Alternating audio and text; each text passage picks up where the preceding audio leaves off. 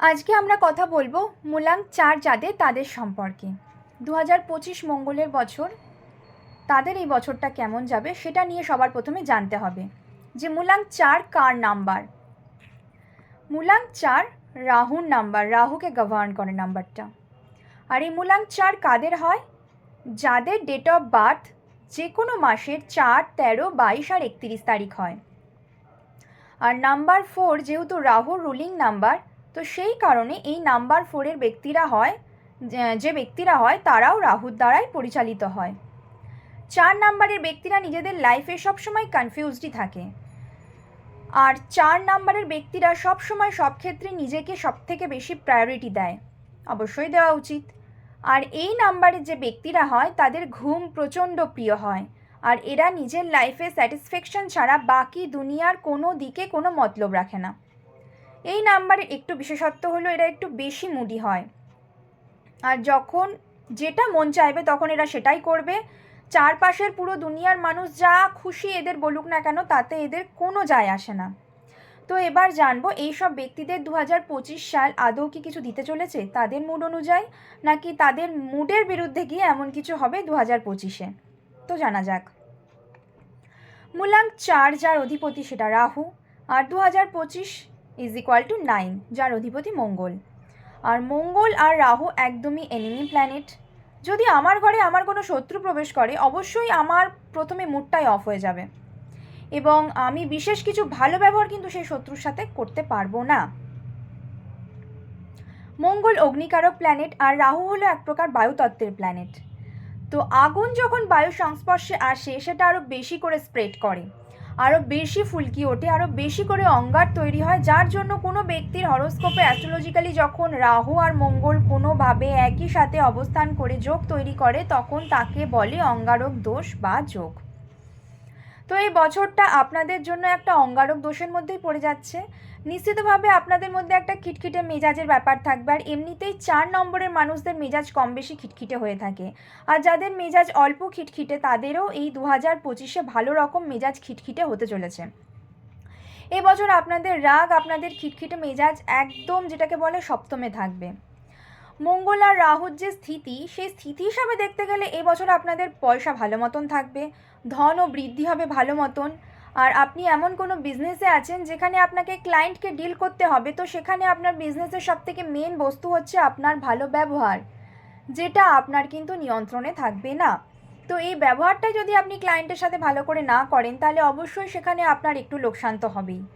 আর সবথেকে বড় কথা 2025-এ আপনার সম্পর্কে যেটা খুব একটা ভালো যাবে না সেটা হচ্ছে সম্পর্ক, যেটা বিবাহিত লাইফও হতে পারে, আপনার যে কোনো রিলেশন হতে পারে, একটা টক্সিক পরিস্থিতি আসতে চলেছে। পরিবারের সাথেও আপনি এই খিটখিটে মেজাজের জন্য সকলের কাছে বিরক্তিকর হয়ে উঠবেন। বন্ধু মহলেও আপনার এই মেজাজের জন্য আপনার সম্পর্ক কিন্তু খারাপ হতে চলেছে। এছাড়া স্বামী স্ত্রীর মধ্যে খারাপ সম্পর্ক, প্রেমে ধোঁকা ব্যাপারটা কিন্তু এই বছর আপনাদের সাথে কম বেশি পেতেই চলেছেন আপনারা। 2025-এর সব থেকে বেশি যদি কোনো নাম্বারের জন্য এটা চ্যালেঞ্জিং হয়ে থাকে সেটা 4 নাম্বারের জন্য। সব রকমের সমস্যা বৃদ্ধি পাবে এই বছরে। রিলেশনশিপের ব্যাপারটা তো বললামই বেশিরভাগটাই খারাপ যাবে 2025-এ। আপনাদের পয়সার দিক থেকে তো তাও ঠিক আছে, কিন্তু আপনাদের কেরিয়ারের দিক থেকে বলবো যে কোনো কমিশনের কাজ বা কোনো ব্যবসার কাজ, ওখানে আপনি আপনার নিজের ব্যবহারটা যদি নিয়ন্ত্রণে রাখেন তাহলে লাভটা আপনারই হবে। যে কোনো ধরনের লটারি বা যে কোনো ধরনের শেয়ার মার্কেটে ইনভেস্ট এই বছরটা আপনাদের জন্য লসই লস হবে, ওদিকে তো একদমই যাবেন না। 2025-এ আপনি কোনো গাড়ি কিনতে পারেন, গাড়ি কেনার জন্য খুবই শুভ। আপনি কোনো বাড়ি কিনতে পারেন, ঘর কিনতে পারেন, নতুন ফ্ল্যাট কিনতে পারেন, সেটা আপনার জন্য খুবই শুভ। এমন কোনো সুখবরও হতে পারে, দেখা গেলো আপনার কাছে প্রচুর টাকা আছে, কিন্তু আপনি মনের মতন ফ্ল্যাট বাড়ি খুঁজে পাচ্ছেন না, বা আপনার কোনো মনের মতন বাড়ি খুঁজে পাচ্ছেন না। দেখা গেল এরকম একটা সুখবর আসছে যে আপনার বাজেটে আপনি মনের মতন ফ্ল্যাট বা মনের মতন বাড়ি কিন্তু পেয়ে গেলেন চট করে, এমন একটা সুখবর আসতে চলেছে। যারা রাজনীতিতে আছেন তাদের জন্য এই বছরটা ভালো, তাদের পজিশন ঠিক রাখার জন্য এই বছরটা ভালো হতে চলেছে। কিন্তু স্টুডেন্টদের ক্ষেত্রে এই বছরটা আবার খুব একটা ভালো নয়। পড়াতে অত মন বসবে না, স্ট্রেস প্রচুর আসবে, পড়া মনে থাকবে না, ওভার থিঙ্কিংয়ের শিকার হতে চলেছে। যেমন আমি বললাম রাহু পুরো বায়ু বা ধোঁয়াশা, তো এই বায়ুকারক প্ল্যানেট যখন কোনো অগ্নিকারক প্ল্যানেটের কাছাকাছি আসবে তখন তো সেটা আরও প্রজ্বলিত হবে, আরও অঙ্গার ছড়াবে। আর এই রাগ বা অঙ্গার বিভিন্ন রকমের জিনিস বা যে ইমোশনের সাথে জড়িত এমন কিছু জিনিস যেগুলো টেনে এনে লাইফটাকে ছাড়খাড় করে দেবে। ম্যারেজ লাইফে বলবো আপনাদের নিজেদের পার্টনারের জন্য আপনাদের মধ্যে একটা ঘৃণা বা বিদ্বেষ জন্মাতে পারে। আর কিছুটা পরিবারের রিলেটিভদের জন্য আপনাদের মনে ঘৃণা বা বিদ্বেষ জন্মাতে পারে, কারণ ওদের আসল চেহারাটা আপনাদের সামনে এবছর ফুটে উঠতে চলেছে। শুধু রিলেটিভস নয়, 2025-এ আপনি যাদেরকে খুব নিজের বা কাছের লোক মনে করেন আপনার ফ্যামিলি থেকেও, তাদের আসল চেহারাটা আপনার সামনে হয়তো আপনি দেখতে পেতে চলেছেন।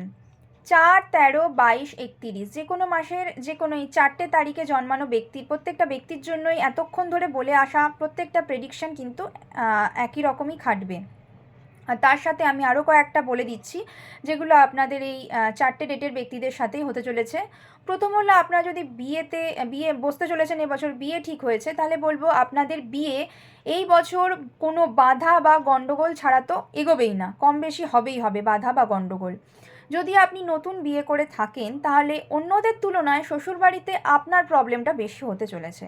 যদি আপনি লাইফে কোনো টাইমে কোনো মিথ্যে কথা আর আশ্রয় নিয়ে কোনো কাজ করে থাকেন, তাহলে হতেও পারে সেটা এই বছর সেই ওই মিথ্যে কথা বলার জন্য এই বছর সেটা প্রবলেম ফেস করতে হতে পারে। সেই মিথ্যে কথা টেনে এনে প্রবলেম কিন্তু ফেস করতে হতে পারে, আপনাদের এই প্রবলেম আসতে চলেছে।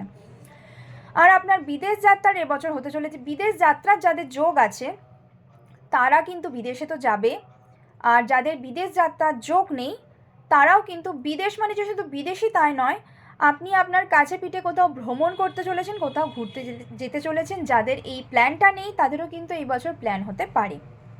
এটা ছিল মূলাঙ্ক 4, যাদের তাদের পুরো 2025-এর প্রেডিকশান। এবার আসবো আমরা ইয়ার নাম্বার যাদের 4 তাদের কেমন যাবে 2025টা।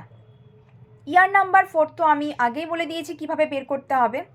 তো যাদের ইয়ার নাম্বার 4 তাদের এবছর কয়েকটা জিনিস খেয়াল রাখতে হবে, সেটা হচ্ছে পরিবার, 2 হচ্ছে নিজে কোনো কাজে পা বাড়ানোর আগে ভালো করে ডিপলি প্ল্যানিং করা, 3 হচ্ছে সেই কাজে যাওয়ার পর ঢোকার পর কনসেন্ট্রেশনটা খুব ভালো করে দেওয়া, আর 4 নম্বর হচ্ছে মানে মনোযোগ দিয়ে সেই কাজটা করে, মানে বুদ্ধি দিয়ে সেই কাজটা করা, ভালো করে বুদ্ধি দিয়ে সেই কাজটা এগিয়ে নিয়ে যাওয়ারও। এবার রাহু সমস্ত কিছু সাডেন দিতে পারে, সাডেন কিছু অপরচুনিটি আসবে আপনার, সাডেন কিছু এমন কিছু সাডেন অপরচুনিটি আসবে যেগুলোকে আপনি যদি ধরতে না পারেন তো আপনি কিন্তু এবছরের কোনো লাভ পাবেন না। তো প্রয়োজন হচ্ছে এবছর আপনাদের চোখ এবং কান সবসময় খোলা রেখে সতর্ক রেখে চলতে হবে। তো এবছর আপনি আপনার নিজের ফ্যামিলির সাথে একটু বেশি সময় কাটাতে চলেছেন বা কাটাতে পারেন, যেটা আপনার জন্য খুবই ভালো। পরিবারের সাথে ঘুরতে যাওয়া, পরিবারের সাথে কোনো গেট টুগেদার যেটা আপনি নিজেদের মধ্যে রাখতেই পারেন, পরিবারের সাথে ভালো সময় বেশি করে কাটানো। আর আপনাকে এই বছর খুব ভালো করে প্ল্যানিং করে কাজকর্ম করতে হবে, যে কাজ করবেন প্ল্যানিং করে কাজ করবেন, বুদ্ধি দিয়ে কাজ করবেন, যেন সেই কাজে অন্যমনস্ক না হয়ে যান, কনসেন্ট্রেশনটা খুব ভালো রাখবেন। এই বছর কিন্তু শর্টকাট একদমই নেওয়া চলবে না কোনো কাজে, একদম লাস্ট মিনিটে গিয়ে সব কাজ করে ফেলবেন এরকম চিন্তাধারা থাকলে কিন্তু আপনি গেলেন। এই বছর ওই লাস্ট মিনিটে আমি সমস্ত কাজ একবারে করে ফেলবো সেরকম কিন্তু করলে চলবে না। প্রথম থেকে শেষ পর্যন্ত খুব ভালো করে মনোযোগ দিয়ে সমস্ত কাজ করতে হবে। প্রয়োজন হলে একটা পেপারে আপনি যে কাজে যাচ্ছেন সেই কাজে আপনি কি করতে চলেছেন পরপর লিখে নেবেন, এবং লিখে নেওয়ার পর স্টেপ বাই স্টেপ কিন্তু আপনি সেই লেখা অনুযায়ী কাজটা করবেন। লেখার পর আপনি নিজেকে বলবেন যে হ্যাঁ ঠিক এইরকমভাবে যেরকমভাবে লিখেছে সেরকমভাবেই আমাকে কিন্তু কাজটা করতে হবে। কাজের পর যেখানে যেখানে আপনাকে কিছু চেঞ্জ করতে হবে, আপনার নিজস্ব কাজ হলেও সেখানে সেখানে কিন্তু আপনি চেঞ্জ করে নেবেন। এই চেঞ্জটা আপনি তখনই করতে পারবেন যখন আপনি সূক্ষ্ম সূক্ষ্ম বিচার করে সূক্ষ্ম সূক্ষ্ম প্ল্যানিং করে এই বছরের প্রত্যেকটা কাজে আপনি এগোবেন। এই বছর আপনার নিজের মধ্যে কাজের জন্য ব্রিলিয়ান্ট আইডিয়া আসতে চলেছে। আপনার নিজের বাইরের দুনিয়াতে আপনি এমন কিছু দেখতে চলেছেন বা শিখতে চলেছেন যে শিক্ষাটা আপনি আপনার নিজের রোজগার কাজে বা রোজগার কেরিয়ারে ব্যবহার করতে পারেন। হতে পারে এই বছর আপনি কাজে এতটাই ভালো যে আপনার নিজের মানে ভালো হলো কাজটা যে আপনার নিজের জন্য আপনি গাড়ি কেনার একটা প্ল্যানিং করে ফেললেন বা নিজের একটা বাড়ি কেনার প্ল্যানিং করে ফেললেন। হতেই পারে এই বছরটা গাড়ি বাড়ি কেনার জন্য কিন্তু যথেষ্ট ভালো একটা বছর। এছাড়া মঙ্গলের বছর, মেডিটেশনের বছর, মঙ্গলের বছর, যোগার বছর। মেডিটেশন যোগা করাটা কিন্তু এই বছর ম্যান্ডেটরি। যদি মেডিটেশন না করতে পারেন তো গাইডেড কারোর কাছ থেকে মেডিটেশন করা স্টার্ট করুন, যোগা করা স্টার্ট করুন, যেভাবে হোক কারোর থেকে হেল্প নিয়ে মেডিটেশন করা, যোগা করা অবশ্যই স্টার্ট করুন। এর সাথে নিজের একটা অভ্যাস তৈরি করুন মেডিটেশন আর যোগার, কারণ এই বছর আপনি মেডিটেশনের লাভ ওঠাতে পারবেন। যোগার লাভ ওঠাতে পারবেন। এই বছর যদি ঠিকঠাক করে আপনি মেডিটেশন বা যোগা করেন তাহলে আপনার মাথার অনেক ভালো ভালো বুদ্ধি যেগুলো চটপট করে এসে যাবে, যেটা আগে কখনো আসেনি, ইউনিক আইডিয়া, ফ্রেশ আইডিয়া হঠাৎ করে দেখবেন আপনার মাথায় এবছর আসতে চলেছে। যখন নতুন নতুন আইডিয়া মাথায় আসবে তখন আইডিয়াগুলোকে কাজে লাগান। এই বছর প্রয়োজনে আপনার নিজের অনেক নিয়ম চেঞ্জ করুন, কারণ এই বছর আপনাকে বারবার বলছি আপনাদের কিন্তু শর্টকাট সমস্ত কাজ করতে খুব খুব ইচ্ছা করবে, যেটা আপনারা কিন্তু একদম করবেন না। আপনাদের যদি পুরনো আইডিয়া বোরিং লাগে তাহলে আপনারা বাইরের দুনিয়ার মানুষের সাথে মিশুন, তাদের থেকে আইডিয়া নিন। আর এই বছর যে নতুন ইউনিক আইডিয়া আসতে চলেছে মেডিটেশনের পর বা যোগা করার পর, যে আপনার ব্রেন খুলতে চলেছে, সেই ফ্রেশ আইডিয়া আসতে চলেছে, সেগুলোকে কাজে লাগিয়ে প্ল্যানিং করে নিজের প্রত্যেকটা কাজ পার্ট বাই পার্ট করুন এবং লং টাইম ধরে করুন। শর্ট টাইমে লাস্ট মোমেন্টে এমন কোনো কাজ করবেন না। যদি এটা করেন তো অবশ্যই কিন্তু সেখানে আপনাদের লস হতে চলেছে। তাহলে কি বললাম, যেগুলোকে খেয়াল রাখতে হবে সেটা হচ্ছে এক্সট্রিম লেভেলের খাটনি করতে হবে, শর্টকাট নিলে চলবে না। তবে এবছর কাজের মধ্যেই কিছু না, যেটা বললাম, পরিবারকেও টাইম দিতে হবে, রেসপন্সিবিলিটিগুলোকেও ঠিকঠাক করে পালন করতে হবে এবছর। আর এবছর যেগুলো আপনাকে বেশি, যে ক্রিস্টালগুলো আপনাকে বেশি হেল্প করবে আপনার এই সমস্ত কিছু পালন করার জন্য বা সমস্ত কিছু ঠিকঠাক মেনটেন করার জন্য, সেটা হচ্ছে রেড গার্নেট। এটাতে আপনার গ্রাউন্ডিং হবে, যত আপনার গ্রাউন্ডিং হবে তত আপনি নিজে মাটির সাথে জুড়ে থাকবেন, আপনার শর্টকাটে কাজ করার ইচ্ছাটা কিন্তু চলে যাবে। আর রাহুর জন্য বা নাম্বার 4-এর জন্য স্পেসিফিক্যালি যে ব্রেসলেটটা বানানো একদম নাম্বার 4-এর জন্য, সেটা হচ্ছে এটা।